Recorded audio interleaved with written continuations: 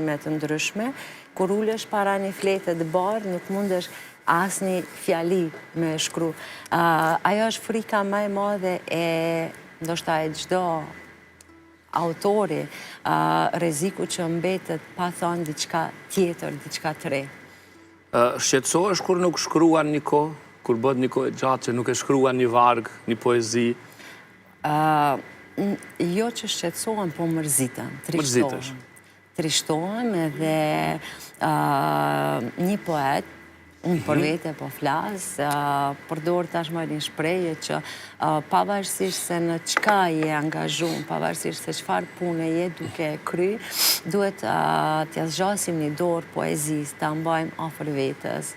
Edhe unë përpiqem që kohë pas kohe, mos e harroj për një kohë të gjatë, siç më ka ndodhur të kaluamën gjatë realizimit të studimeve apo hulumtimeve të ndryshme, të mos i largohem shumë poezisë, po kohë pas kohe ta ofroj afër vetes. T'ja zgjas një dorë që të ma zgjas edhe ajo mua.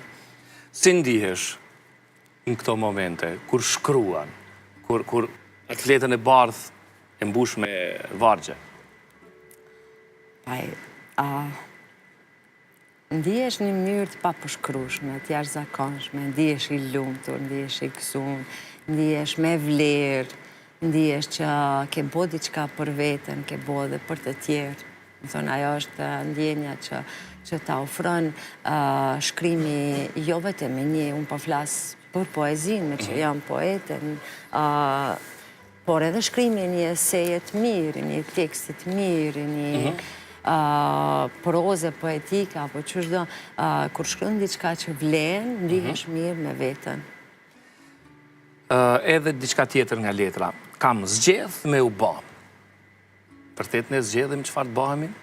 Jo, ne kemi ëndra, kemi ide për të ardhmen tonë, shpesh ëndrat na ikin sepse nuk kemi guxim me i prek, nuk kemi guxim me i zonë, nuk kemi guxim me i realizu ato ëndra.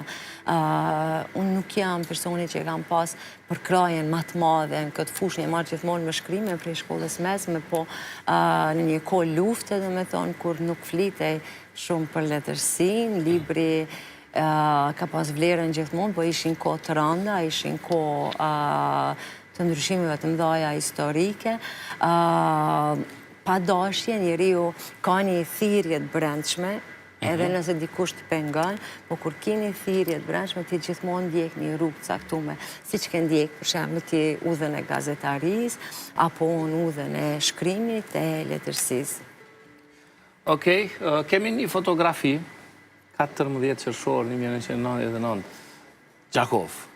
Po, kjo është një foto shumë kuptim plote për mua. Unë jam ullur në ulsen e pasme të veturës. Të kësaj veturës po? Të kësaj veturës po. Je jashtë? Jo, jam anash, me thonë pjesën e djathtë të veturës, afër shoferit. Jemi gjithë shok mahallë. Ajo që ke dalë? Jo, ajo është një shoqe yllka. Unë jam ullur në kariken e parme. Okej, po bashkë me shoferit. Shihet vetëm fytyra. Kjo është një fotografi e cila dëshmon një ditë të jashtëzakonshme për mua dhe për gjithë Kosovën. Është dita e parë e çlirimit të Gjakovës. Unë luftën e kam kalu në Gjakov dhe këtu jemi të gjithë shok mahallë dhe familjar, me thënë është Yllka, Astriti, Kushtrimi, jemi familja Rogova dhe familja Dzërza, vllai im Korabi. Është pak është e çuditshme, apo tash më duket e çuditshme kur e shoh, sepse një natë më parë ne ishim ushtarët serb në ikje, na kishin gjujt plumba në mahall, ndërkohë që të nesër mi të festohet. Edhe kjo në një ese time në kam qytë që dita ma e rëndë, ma e vështirë e luftës është dita e pare e lirisë. Sepse mes luftës, me 13 qershor ka qenë akoma luftë e ushtarë, po iknin me 14 qershor, qyteti e Gjakovës u shpat, më thonë, u qliru. Edhe atyre kemi qenë fëmijë dhe nuk e kemi kuptu se ky hendek mes luftës dhe lirisë është shumë i madhë, sepse krijon një humner mënes, një humner ku vetja jona apo kujtimet tona atë luftës mbetën pas, edhe ti e hedh hapin në një kohë të re, cilën nuk e nje, nuk e din që shka me qenë.